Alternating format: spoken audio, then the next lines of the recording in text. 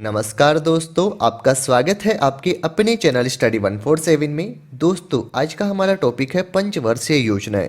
काफ़ी important topic है और अभी जो एग्जाम चल रहे हैं उनमें पंचवर्षीय योजनाओं से क्वेश्चन बन रहे हैं। मैंने इस टॉपिक से जितने भी क्वेश्चन बन सकते हैं उन सभी पॉइंट्स को कवर किया है। तो आज की ये वीडियो आपके लिए मोस्ट इंपॉर्टेंट होने वाली है। और वीडियो के अंत में यदि आपको लगी कि आपने आज कुछ नया सीखा है तो इस चैनल को सब्सक्राइब जरूर कीजिएगा। तो चलिए बिना किसी देरी के स्टार्ट करते हैं आज का हमारा इंपॉर्टेंट वीडियो। तो बात करते हैं 1947 की। तो 1947 में आज़ाद होने के बाद में भारत के लिए सबसे बड़ा मुश्किल काम ये था कि देश को विकास की ओर ले जाना। इसके लिए सही रास्ता दिखाने के लिए पंडित जवाहरलाल नेहरू ने 1951 से ही पंचवर्षीय योजनाओं को लागू किया गया, जिसमें आने वाले 5 वर्षों के लिए देश में विकास के लक्ष्यों को तय करना और उनको नियत समय में हासिल करने का लक्ष्य रखा गया था। तो आज के इस वीडियो के अंदर हम जितने भी ये 12 पंचवर्षीय योजनाएं लागू की गई थी उन सभी को हम कवर करेंगे। तो चलिए शुरुआत करते हैं योजना आयोग की। योजना आयोग क्या था कि जो पंचवर्षीय योजना थी इनके लिए 15 मार्च 1950 में योजना आयोग की स्थापना की गई थी। योजना आयोग के अध्यक्ष ये भारत के प्रधानमंत्री होते हैं और 1950 के अंदर पहले अध्यक्ष थे पंडित जवाहरलाल नेहरू। यदि उपाध्यक्ष की बात की जाए तो योजना आयोग के पहले उपाध्यक्ष जो कि गुलजारी लाल नंदा थे। यहीं पे ध्यान देना है कि योजना आयोग की तो स्थापना कर दी गई थी 1950 के अंदर, लेकिन योजना आयोग के द्वारा जो योजनाएं बनाई गई है उनका क्रियान्वयन या फिर वो ठीक समय पर या फिर ठीक प्रकार से पूर्ण हो रही है या फिर नहीं हो रही, इसके लिए नेशनल डेवलपमेंट काउंसिल यानी राष्ट्रीय विकास परिषद का गठन किया गया था। और इसका गठन 6 अगस्त 1952 को किया गया। इसका प्रमुख उद्देश्य योजना आयोग द्वारा लागू की गई पंचवर्षीय योजनाओं को ठीक तरह से संचालित करना, यही था इसका प्रमुख उद्देश्य। देश में अब तक कुल 12 पंचवर्षीय योजनाएं लागू हो चुकी है। उसके बाद में नरेंद्र मोदी सरकार ने पंचवर्षीय योजनाओं को बंद करने का फैसला किया और नीति आयोग की स्थापना करके देश में दूरगामी विकास योजनाओं को लागू किया।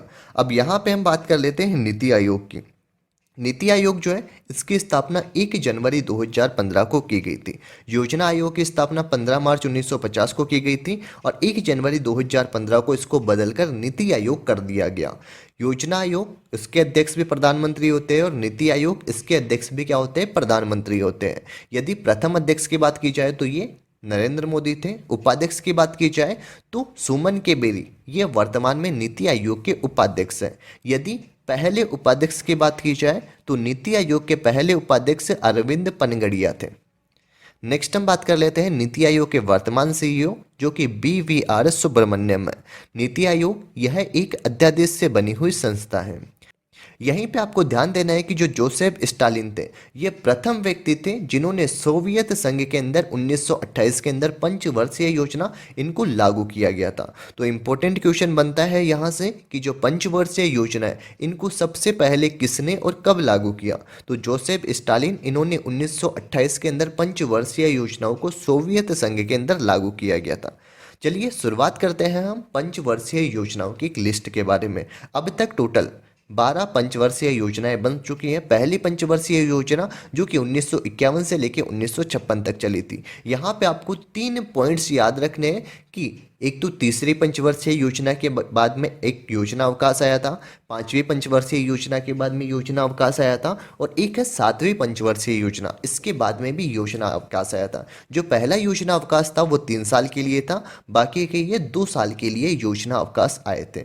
अब इनको याद कैसे रखा जाए कि पहला योजना अवकाश कब आया था, दूसरा कब आया और तीसरा कब आया। तो सबसे पहले आपको याद रखना है कि जो पहला योजना अवकाश आया था वो 1966 से लेकर 1969 तक आया था। उसके बाद में ठीक 12 साल के बाद में फिर से योजना अवकाश आया, यानी 1966 से जैसे हम 12 साल आगे ऐड करेंगे तो 1978 से 1980 तक फिर से एक योजना अवकाश आया था जो कि 12 साल के बाद में आया था। और फिर 1978 से आगे 12 साल जैसे ही ऐड करेंगे तो 1990 के अंदर फिर से एक योजना अवकाश आया था। इन सभी को भी हम डिटेल से कवर करेंगे। सबसे पहले हम कवर करने जा रहे हैं प्रथम पंचवर्षीय योजना जो कि 1951 से लेकर 1956 तक चली थी। यह योजना हेरोल्ड डोमर मॉडल पर आधारित थी और इसने बचत बढ़ाने पर अधिक जोर दिया था। मोस्ट इंपॉर्टेंट क्वेश्चन है, ये ध्यान रखना है कि जो प्रथम पंचवर्षीय योजना है ये हैरोल्ड डॉमर मॉडल के ऊपर आधारित थी। इस योजना का प्रारूप के एन राज ने तैयार किया था। यदि प्रथम पंचवर्षीय योजना की प्राथमिकता की बात की जाए तो इसके अंदर कृषि क्षेत्र पर ध्यान केंद्रित किया था, जिसमें बांधों और सिंचाई के ऊपर निवेश शामिल था। इस पंचवर्षीय योजना के अंदर भाखड़ा नागल बांध, दामोदर घाटी और हीराकुंड बहुउद्देश्य नदी घाटी परियोजना इनकी शुरुआत की गई थी। प्रथम पंचवर्षीय योजना, इसमें लक्षित वृद्धि दर रखी गई थी 2.1%, लेकिन प्राप्त वृद्धि दर हुई थी 3.6%। यानी पहली योजना जो थी यह एक सफल योजना थी। नेक्स्ट हम आगे बात कर लेते हैं द्वितीय पंचवर्षीय योजना की, जो कि 1956 से लेकर 1961 तक चली थी। द्वितीय पंचवर्षीय योजना ये पीसी महालनोबिस मॉडल के ऊपर आधारित थी और इस योजना में भारी उद्योग की स्थापना पर जोर दिया था। तो एक तो आपको ये ध्यान रखना है कि द्वितीय पंचवर्षीय योजना ये पीसी महालनोबिस मॉडल के ऊपर आधारित थी। इसमें प्राथमिकता तीव्र औद्योगिकरण और सार्वजनिक क्षेत्र के ऊपर इस पर फोकस रखा गया था। अब औद्योगिकरण हो गया या फिर सार्वजनिक क्षेत्र के ऊपर इसमें फोकस रखा गया था, तो इस योजना के दौरान लौह इस्पात संयंत्र स्थापित किए गए थे। अब कौन कौन से लौह इस्पात संयंत्र इसमें स्थापित किए गए थे? एक तो है राउरकेला लौह इस्पात संयंत्र जो कि ओडिशा के अंदर स्थित है, भिलाई लौह इस्पात संयंत्र यह छत्तीसगढ़ राज्य के अंदर स्थित है, और दुर्गापुरा लौह इस्पात संयंत्र जो कि पश्चिमी बंगाल के अंदर स्थित है। यहाँ से डायरेक्ट क्वेश्चन बनता है कि इनमें से कौन सा लौह इस्पात संयंत्र दूसरी पंचवर्षीय योजना के अंदर स्थापित किया गया था? तो राउरकेला ओडिशा के अंदर, भिलाई छत्तीसगढ़ में और दुर्गापुरा पश्चिमी बंगाल के अंदर, ये 3 लौह इस्पात संयंत्र दूसरी पंचवर्षीय योजना के अंदर स्थापित किए गए थे। चित्तरंजन लोकोमोटिव और एक है सिंदरी उर्वरक कारखाना, यह भी इसी योजना के अंदर स्थापित किया गया था। लक्षित वृद्धि दर इसमें 4.5% की रखी गई थी, लेकिन प्राप्त वृद्धि दर हुई थी इसमें 4.3%। नेक्स्ट है तृतीय पंचवर्षीय योजना जो कि 1961 से लेकर 1966 तक चली थी। इसे गोडगिल योजना के नाम से भी जाना जाता है। प्राथमिकता की बात की जाए तो आत्मनिर्भर कृषि और उद्योग पर इसमें बल दिया गया था। योजना की कुछ असफलता के प्रमुख कारण थे, क्योंकि जो तृतीय पंचवर्षीय योजना थी यह एक असफल योजना थी। क्यों? क्योंकि 1962 के अंदर भारत और चीन के मध्य युद्ध हुआ था, भारत और पाकिस्तान के मध्य 1965 के अंदर युद्ध हुआ था, और 1965 से लेकर 1966 तक भीषण अकाल पड़ा था। इसीलिए तृतीय पंचवर्षीय योजना यह एक असफल योजना थी। इस योजना के अंत तक देश में खाद्यान्न की कमी, मूल्य वृद्धि एवं विदेशी मुद्रा का संकट उपस्थित था। अंततः भारतीय मुद्रा का अवमूल्यन 57% तक हुआ था इसके अंदर। अब यहीं पे हम बात कर लेते हैं कि ये जो अवमूल्यन है, यह अवमूल्यन क्या होता है? तो अवमूल्यन से अंतर्राष्ट्रीय बाजार में घरेलू उत्पाद के मूल्य में गिरावट आती है, जिससे निर्यात जो है इसको तो क्या मिलता है? प्रोत्साहन मिलता है, जबकि आयात ये हतोत्साहित होता है। चलिए यहाँ पे देखते हैं।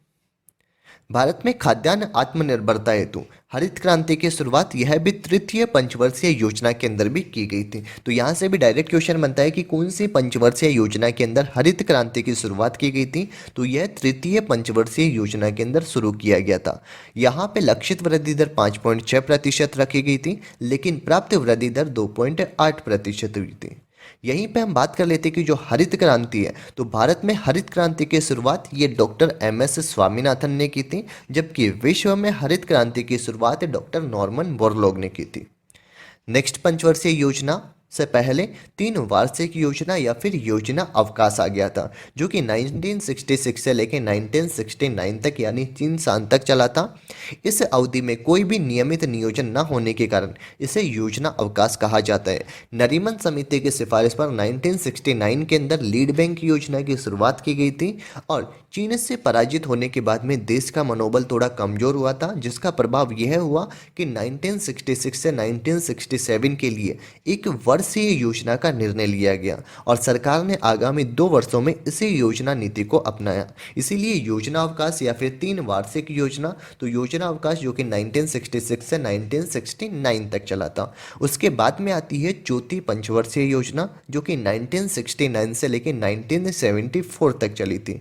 इसे प्रधानमंत्री इंदिरा गांधी के कार्यकाल के दौरान पेश किया गया था। इस योजना का प्रारूप योजना आयोग के उपाध्यक्ष DR गोडकिल के द्वारा तैयार किया गया। जनसंख्या वृद्धि दर पर नियंत्रण लगाने तथा जीवन स्तर में सुधार करने के लिए परिवार नियोजन कार्यक्रम को लागू किया गया था इस योजना के अंतर्गत। और इस योजना काल में 1971 के आम चुनाव में गरीबी हटाओ का नारा दिया गया था। प्राथमिकता की बात की जाए तो स्थिरता के साथ आत्मनिर्भरता पर बल दिया गया। कृषि तथा सिंचाई को भी इसके अंदर महत्व दिया गया था। जुलाई 1969 के अंदर 14 वाणिज्य बैंकों का इसके अंदर राष्ट्रीयकरण किया। मोस्ट इंपॉर्टेंट क्वेश्चन है कि 14 वाणिज्यिक बैंकों का राष्ट्रीयकरण यह जुलाई 1969 के अंदर किया गया था। इसरो की स्थापना भी इसी दौरान की गई थी। और हरित क्रांति ने कृषि को बढ़ावा दिया और भारत में कृषि वृद्धि दर सर्वाधिक रही थी चौथी पंचवर्षीय योजना के अंदर। मोस्ट इंपॉर्टेंट क्वेश्चन है कि भारत में सर्वाधिक कृषि वृद्धि दर कौन से पंचवर्षीय योजना के अंदर रही, तो यह चौथी पंचवर्षीय योजना के अंतर्गत रही थी। इसमें लक्षित वृद्धि दर तो 5.7% थी, लेकिन प्राप्त वृद्धि दर 3.3% थी। फिर भी इसके अंदर ये जो चौथी पंचवर्षीय योजना है इसके अंदर कृषि वृद्धि दर सर्वाधिक रही थी। नेक्स्ट हम आगे बात कर लेते हैं पांचवी पंचवर्षीय योजना। पांचवी पंचवर्षीय योजना के बारे में आपको मोस्ट इंपोर्टेंट ध्यान रखना है कि ये योजना 1974 से लेकर 1978 तक चली थी, यानी ओनली फॉर 4 साल तक ही ये योजना चली थी।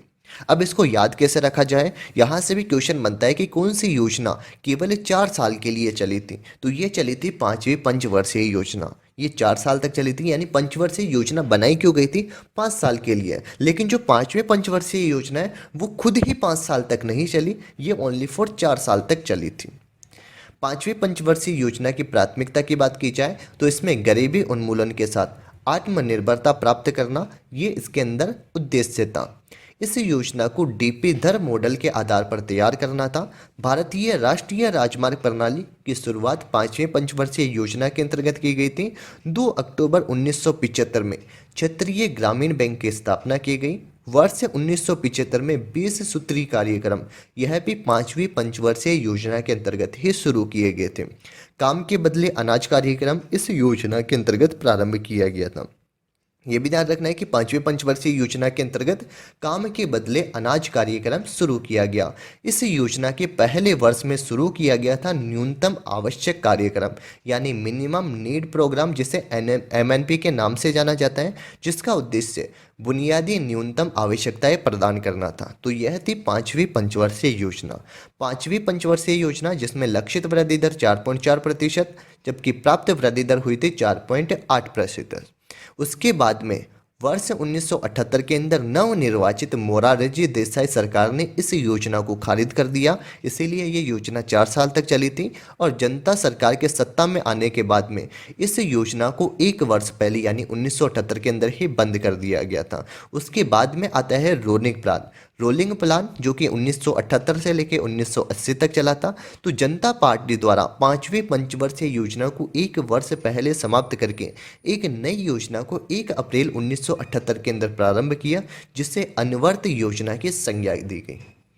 ये भी ध्यान रखना है कि जो अनवर्त संज्ञा है या फिर रोलिंग प्लान है यह 1978 से लेकर 1980 तक चला था। अनवर्त योजना का प्रतिपादन ये गुन्नार मिर्डल ने किया था तथा इसे भारत में लागू करने का श्रेय DT लकड़वाला को जाता है। तो मोस्ट इंपॉर्टेंट है कि जो अनवर्त योजना है इसका प्रतिपादन तो गुरनार मिंडल ने किया था और इससे भारत के अंदर लागू करने का श्रेय यह DT लकड़वाला को जाता है। काले धन की मात्रा को कम करने के लिए उच्च मूल्य की मुद्रा 1000 के नोट की वैधता को समाप्त कर दी गई थी। इसी के अंतर्गत पूरे देश में शराब के उत्पादन, व्यापार, विक्रय एवं उपभोग पर पाबंदी लगा दी गई थी। वर्ष 1980 के अंदर इंदिरा गांधी के फिर से प्रधानमंत्री चुने जाने पर भारतीय राष्ट्रीय कांग्रेस द्वारा इसे खारिज कर दिया गया। नेक्स्ट हम आगे बात कर लेते हैं छठी पंचवर्षीय योजना की, जो कि 1980 से लेकर 1985 तक चली थी। इसमें प्राथमिकता रखी गई थी गरीबी निवारण, रोजगार सृजन, आर्थिक विकास, आधुनिकरण, आत्मनिर्भरता के ऊपर इसमें बल दिया गया। योजना आयोग के कार्य दल के द्वारा गरीबी निर्देशांक अर्थात ग्रामीण क्षेत्रों के अंदर तो 2400 कैलोरी और शहरी क्षेत्रों के अंदर 2100 कैलोरी प्रतिदिन उपभोग गरीबी रेखा के रूप में परिभाषित किया गया था। तो छठी पंचवर्षीय योजना इसी के अंतर्गत गरीबी निर्देशांक या फिर गरीबी रेखा की परिभाषा दी गई थी। इस योजना में 1980 के अंदर 6 बैंकों का राष्ट्रीयकरण किया गया और शिवरमन समिति की सिफारिश पर 12 जुलाई 1982 को नाबार्ड की स्थापना की गई और 1982 के अंदर ही एक्जिम बैंक की स्थापना की गई। दोनों इंपॉर्टेंट है कि एक तो ध्यान रखना है शिवरमन समिति, इसकी सिफारिश पर 12 जुलाई 1982 को नाबार्ड की स्थापना की गई और 1982 में ही एक्जिम बैंक की स्थापना की गई। जनसंख्या वृद्धि को नियंत्रित करने के लिए परिवार नियोजन कार्यक्रम, यह भी छठी पंचवर्षीय योजना के अंतर्गत शुरू किया गया था। इसमें लक्षित वृद्धि ये तो 5.2% रखी गई थी, लेकिन प्राप्त वृद्धि हुई थी इसमें 5.7%। नेक्स्ट पंचवर्षीय योजना है सातवीं पंचवर्षीय योजना, जो कि 1985 से लेकर 1990 तक चली थी। यह योजना प्रधानमंत्री राजीव गांधी के कार्यकाल के दौरान प्रस्तुत की गई। इसने प्रौद्योगिकी के उपयोग के माध्यम से औद्योगिक उत्पादकता के स्तर में सुधार पर जोर दिया। इस योजना के अंतर्गत इंदिरा आवास योजना, जो कि 1985-1986 के अंदर शुरू की गई थी, जवाहर रोजगार योजना 1989 के अंदर शुरू की गई और नेहरू रोजगार योजना 1989 के अंदर लागू किया गया था। इस योजना के अंतर्गत इस योजना में 1986 में स्पीड पोस्ट व्यवस्था और 1986 में नई दिल्ली के अंदर कंपार्ट की स्थापना की गई। प्रोफेसर राजकृष्णा ने सातवीं योजना को हिंदू वृद्धि दर के रूप में वर्णित किया था। इंपॉर्टेंट है कि जो प्रोफेसर राजकृष्णा है, इन्होंने सातवीं पंचवर्षीय योजना इसको हिंदू वृद्धि दर के रूप में वर्णित किया। इस योजना की लक्षित वृद्धि 5.0% रखी गई थी, लेकिन प्राप्त वृद्धि दर 6% हुई थी। नेक्स्ट हम यहाँ पे वार्षिक योजना की बात कर लेते हैं, क्योंकि इस समय तीसरा योजना अवकाश आ गया था, जो कि 1990 से लेकर 1992 2 साल तक चला था। आठवीं पंचवर्षीय योजना, जो कि 1990 के अंदर शुरू नहीं की गई थी और बाद के वर्षों 1990-91 और 1991-92 को वार्षिक योजना के रूप में माना गया। इसका कारण काफ़ी हद तक आर्थिक अस्थिरता मानी जाती है। भारत को इस दौरान विदेशी मुद्रा भंडार के संकट का सामना भी करना पड़ा था। उसके बाद में आठवीं पंचवर्षीय योजना, जो कि 1992 से लेकर 1997 तक चलाई गई थी। इस योजना में सर्वोच्च प्राथमिकता मानव संसाधन का विकास अर्थात रोजगार, शिक्षा एवं जन स्वास्थ्य को दिया गया था। तो आठवीं पंचवर्षीय योजना के अंतर्गत प्राथमिकता दी गई थी मानव संसाधन के विकास पर, यानी रोजगार हो गया, शिक्षा हो गई और जन स्वास्थ्य, इसके ऊपर ज़्यादा फोकस रखा गया था। यह योजना जॉन डब्ल्यू मुल्लर के मॉडल पर आधारित थी। आठवीं योजना ने उद्योग के आधुनिकीकरण, इसको बढ़ावा दिया गया और 1 जनवरी 1995 को भारत विश्व व्यापार संगठन यानी वर्ल्ड ट्रेड ऑर्गेनाइजेशन WTO इसका सदस्य बन गया था। प्रधानमंत्री PC नरसिम्हा राव के नेतृत्व में अर्थव्यवस्था की समस्या से निपटने के लिए भारत में उदारीकरण, निजीकरण और वैश्वीकरण, ये तीनों के तीनों यानी LPG इसकी शुरुआत की गई। लिबरलाइजेशन, प्राइवेटलाइजेशन और ग्लोबलाइजेशन यानी LPG इसकी शुरुआत की गई। इसके अंदर लक्षित वृद्धि दर 5.6% रखी गई, लेकिन प्राप्त वृद्धि दर हुई थी इसमें 6.8%। नेक्स्ट हम आगे बात कर लेते हैं नौवीं पंचवर्षीय योजना की, जो कि 1997 से लेकर 2002 तक चली थी। नौवीं पंचवर्षीय योजना का मुख्य उद्देश्य सामाजिक न्याय और समानता के साथ आर्थिक समृद्धि था। इस लक्ष्य को पूरा करने के लिए जीवन स्तर, रोजगार सृजन, आत्मनिर्भरता और क्षेत्रीय संतुलन जैसे क्षेत्रों के ऊपर विशेष बल दिया गया। इसमें लक्षित वृद्धि दर 6.5% रखी गई थी, लेकिन प्राप्त वृद्धि हुई थी 5.4%। नेक्स्ट है 10वीं पंचवर्षीय योजना, जो कि 2002 से लेकर 2007 तक चली थी। यह योजना व्यापक आगत निर्गत मॉडल के ऊपर आधारित थी। इस योजना में कृषि के ऊपर सर्वाधिक बल दिया गया, जबकि सर्वाधिक व्यय यह ऊर्जा के ऊपर किया गया था। अगले 10 वर्षों में प्रति व्यक्ति आय को दुगना करने का लक्ष्य यह भी 10वीं पंचवर्षीय योजना के अंतर्गत रखा गया था।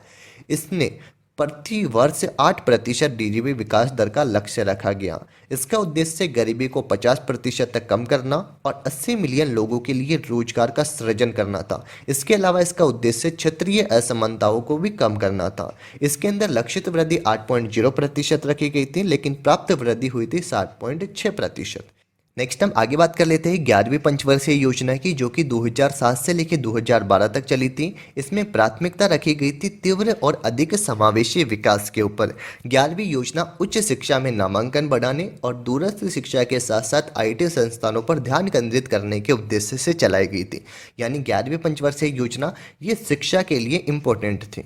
उदाहरण के लिए वर्ष 2009 के अंतर्गत शिक्षा का अधिकार अधिनियम लागू किया गया, जिसको 2010 के अंदर लागू किया किया गया था और इसी शिक्षा के अधिकार के द्वारा 6 से 14 वर्ष की आयु के बच्चों के लिए शिक्षा इसको निःशुल्क और अनिवार्य कर दिया गया। इसकी रूपरेखा सी रंगराजन के द्वारा तैयार की गई थी।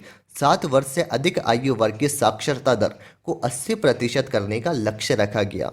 मातृत्व मृत्यु दर इसको घटाकर 1000 मातृत्व मृत्यु दर को घटाकर 1 प्रति 1000 जीवित जन्म के स्तर पर लाना इसका लक्ष्य रखा गया था। कुल प्रजनन दर इसको 2.1% तक नीचे लाना यह भी इसमें लक्ष्य रखा गया। तो यह थी 11वीं पंचवर्षीय योजना, जिसमें लक्षित वृद्धि दर 9.0% रखी गई थी, लेकिन प्राप्त वृद्धि हुई थी इसमें 8%। नेक्स्ट है 12वीं पंचवर्षीय योजना, जो कि 2012 से लेकर 2017 तक चलनी थी, लेकिन इसको 2015 के अंदर ही समाप्त कर दिया गया था। 12वीं पंचवर्षीय योजना, जिसमें तीव्र, सतत और अधिक समावेशी विकास करना ये लक्ष्य रखा गया था 12वीं पंचवर्षीय योजना के अंतर्गत, और इसमें 37.7 लाख करोड़ रुपए पूर्व योजना से 13.7% अधिक का खर्चा हुआ था। इस योजना का उद्देश्य बुनियादी ढांचा परियोजना को मजबूत करना और सभी गांवों को बिजली आपूर्ति प्रदान करना, यह इस योजना का उद्देश्य था। इसका उद्देश्य स्कूल में प्रवेश के संदर्भ में लैगिंग और सामाजिक अंतराल को दूर करना तथा उच्च शिक्षा तक पहुंच में सुधार करना, ये इसके अंदर लक्ष्य रखा गया। 2014 के अंदर जनता पार्टी की सरकार आई, जिसने योजना आयोग को खत्म कर दिया और 2015 के अंदर नीति आयोग की स्थापना की गई। चलिए लास्ट में हम पंचवर्षीय योजना, जितनी भी हमने पंचवर्षीय योजना थी, इनको एक बार देख लेते हैं। पहली पंचवर्षीय योजना ये 1951 से 1956 तक चली थी और हैरड डोमर मॉडल के ऊपर आधारित थी। इसमें कृषि विकास को प्राथमिकता दी गई थी। लक्षित वृद्धि दर 2.1% और प्राप्त वृद्धि दर हुई थी इसमें 3.6%। दूसरी पंचवर्षीय योजना 1956 से 1961 तक चली थी और यह महालनोबिस मॉडल के ऊपर आधारित थी। तो ये जितनी भी पंचवर्षीय योजना थी, इसको आपको यहाँ पे एक लिस्ट दी हुई है। ये सारी के सारी पंचवर्षीय योजना आप एक बार यहाँ से रिवीजन कर लेना। ऐसे यहाँ पे 7वें पंचवर्षीय योजना, 8वें पंचवर्षीय योजना, एक 8वीं पंचवर्षीय योजना जो कि 1992 से 97 तक चली थी। यह भी याद रखनी है कि यह जॉन डब्ल्यू मूलर के मॉडल के ऊपर आधारित थी। ये दोनों के दोनों तो याद रखने हैं कि एक तो पहली पंचवर्षीय योजना कौन से मॉडल पर आधारित थी, हैरोल्ड डोमर मॉडल के ऊपर, और दूसरी पंचवर्षीय योजना ये महालनोबिस मॉडल के ऊपर आधारित थी। ऐसे ही जो 8वीं पंचवर्षीय योजना है, यह जॉन डब्ल्यू मूलर के मॉडल के ऊपर आधारित थी। तो यह था आज का हमारा एक इम्पोर्टेंट वीडियो, जिसमें हमने पंचवर्षीय योजनाओं को कवर किया। अगर आपने आज के हमारे इस वीडियो के अंदर कुछ नया सीखा हो तो हमारे चैनल स्टडी 147 को सब्सक्राइब कीजिए, ऐसे ही लेटेस्ट स्टडी वीडियो सबसे पहले देखने के लिए। जल्द ही पंचवर्षीय योजनाओं से रिलेटेड इंपॉर्टेंट क्वेश्चनों की सीरीज लेकर आएंगे। उसका भी वीडियो जल्द ही आपको हमारे चैनल स्टडी 147 पर मिल जाएगा।